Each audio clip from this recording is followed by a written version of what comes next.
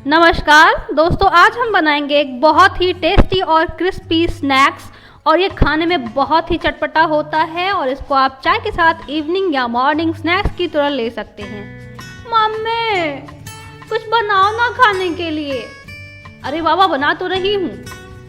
तो चलिए, बच्चे जिद कर रहे हैं तो चलिए कुछ अच्छा सा बनाया जाए इनके लिए।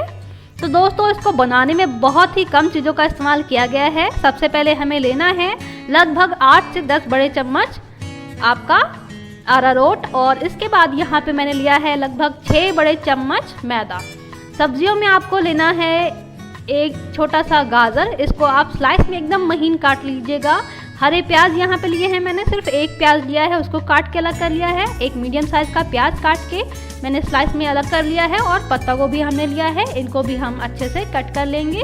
इसके बाद एक बाउल लेंगे और बाउल में हम डालेंगे सबसे पहले अपना कटा हुआ पत्ता गोभी। इसके बाद हम इसमें डालेंगे प्याज डालने के बाद आप इसमें डाल दीजिए गाजर। बहुत बारीक आपको काटना है क्योंकि ये सारी चीज़ें अरारोट और मैदे में दिखेंगी, एकदम महीन काटेंगे तभी ये अच्छे लगेंगे। और इसमें हरा प्याज मैंने मिला दिया है, आप चाहें तो यहाँ पे बीन्स मिला सकते हैं, उससे भी इस रेसिपी का टेस्ट कम नहीं होता है और ज़्यादा बढ़ जाता है।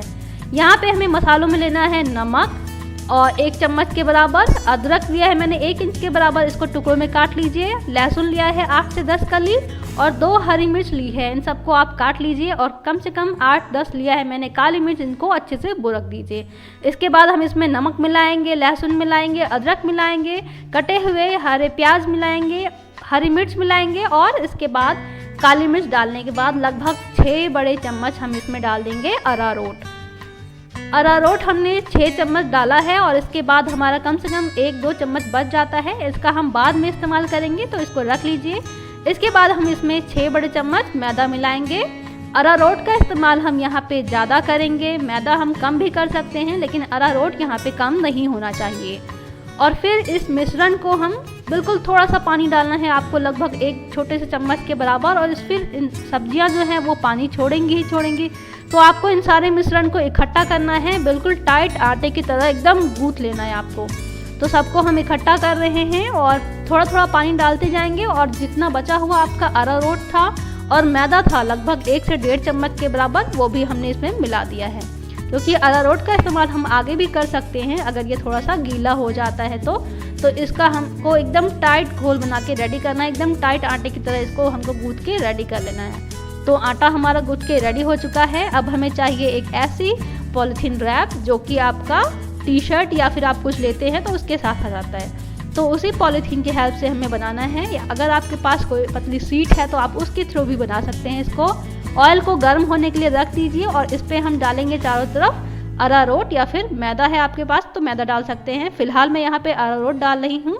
और इसके बाद हम अपना आटा डाल देंगे, फिर से इसके ऊपर अरारोट हम लगाएंगे और फिर पॉलीथीन को दूसरी तरफ से ढक देंगे। और इसको फिर हम बेलन की हेल्प से इसको बेल के एकदम थोड़ी सी पतली से लगभग आधी सेंटीमीटर के बराबर इनको हमें बेलना है, इतनी मोटाई होनी चाहिए। तो हमने सब बेल लिया है और इसको फिर हम चाकू की हेल्प से स्क्वायर शेप में काट लेंगे। तो ध्यान रखिए ये आपस में चिपके ना, इसको हमें ऐसे काटना है। और काटने के बाद अगर ये चिपक जाता है तो फिर से आप इनको बीच में चाकू की हेल्प से काट के अलग कर लीजिए। तो जितने आपके शेप तैयार होंगे उतने सारे ले लीजिए आप। और किसी भी शेप में ये बने, खाने में वैसे भी आपको क्रिस्पी लगने वाला ही है। तो आप सबको फिर एक के बाद एक तेल में डालते जाएंगे और इनको हमें एकदम हल्का ब्राउन होने तक भूनना है। तो इनको तल लीजिए तेल में अच्छे से और इनको फिर हम 2 मिनट तक पकाएंगे ऐसे ही। और इनको एक ही बार में पका के रेडी नहीं कर लेना है, जब ये थोड़े से पक जाए तो इनको आप बाहर निकाल लीजिए क्योंकि इनका आगे और भी काम करना है। तो इनको आप निकाल लीजिए फिर तेल से। 2 मिनट पकाने के बाद मैंने यहाँ पे सारे निकाल के रख लिए हैं। और इसके बाद हमें जो बाकी का जो आपका बचा हुआ भाग था उसको भी हम इसमें डाल देंगे। तो यहाँ पे हमने सारे डाल दिए हैं और इसके बाद जो है फिर से इनको हम दोबारा पकाएंगे। तो यहाँ पे मैं पका के रेडी कर रही हूँ। तब तक जो है आटा लगाने में बहुत जल्दी ये आटा गीला हो जाता है, आपको बार बार अरारोट लगाना पड़ता है। यहीं पे आपका सबसे ज़्यादा मेहनत जो है आपको करना पड़ेगा, तो इस बात का आपको ध्यान रखना है।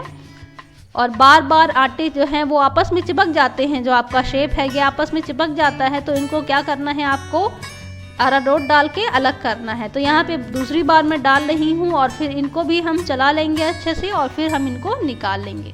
तो अभी ये स्क्वायर शेप में है, हमें इनको ट्रायंगल के शेप में बनाना है। जैसे आप मैडंगल्स खाते हो तो वो ट्रायंगल के शेप में होता है, वैसे ही हमें इनको क्या करना है, जो आपका स्क्वायर शेप है इसको हमें 2 पार्ट में तिरछा तिरछा काट के रेडी कर लेना है। तो देखिए हमने तिरछा तिरछा काट के रेडी कर लिया है। ये स्क्वायर शेप में थे, इनको हमने तिरछे शेप में काटा है फिर से चाकू की हेल्प से, ये लीजिए। और फिर हम इसको तेल में फिर से डालेंगे, जो आपका तेल था उसी तेल में, गरम तेल में, और फिर से इनको हम बनाएंगे। लगभग 2-3 मिनट तक इनको ऐसे ही हम तेल में तलेंगे, अच्छे से पकाएंगे और इसके बाद हम निकालेंगे, क्योंकि ये अभी उतने क्रिस्पी नहीं हुए हैं। तो 2 मिनट तक और पकाने के बाद ये एकदम क्रिस्पी बन के रेडी हो जाएंगे हमारे ट्रायंगल्स।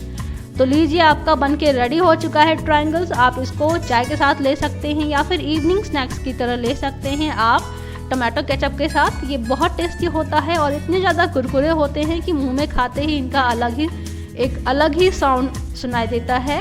तो इसको आप घर पे बना के ज़रूर ट्राई कीजिएगा। बहुत ही क्रिस्पी और क्रंची बनती है ये और खाने में भी बहुत अच्छा है। आप चाहें तो इसको मंचूरियन की तरह ग्रेवी बना के फिर इसमें डिप कर सकते हैं, ये मंचूरियन की तरह बन जाएगा। तो ये बन जाएगा आपका वेज 99 रेसिपी।